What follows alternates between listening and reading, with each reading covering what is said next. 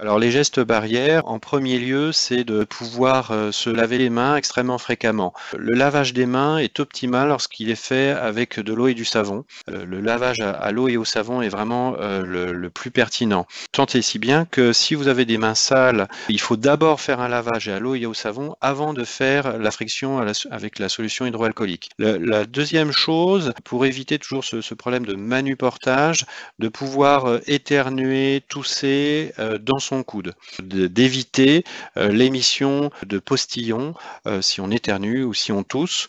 La question ne se posera plus si tout le monde vraiment porte un masque. L'idée, c'est de vraiment garder ses distances et donc de ne pas faire d'accolade ou ne pas se serrer la main.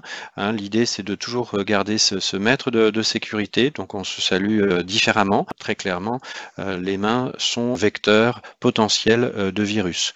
Et puis ensuite, l'idée, c'est de vraiment pouvoir jeter tous ces déchets, donc typiquement le mouchoir que l'on vient d'utiliser ou le masque, un masque chirurgical jetable que l'on a utilisé, il faut le jeter dans une poubelle. Peut-être une petite précision sur la gestion des déchets, que vous puissiez mettre vos déchets dans un petit sac poubelle, vous le fermez hermétiquement une fois que vous avez mis vos déchets, le laissez en stockage entre guillemets pendant 24 heures et ensuite vous pouvez le positionner dans un autre sac plastique et le mettre dans la filière ordures ménagères classique. C'est pour toujours éviter la diffusion des germes.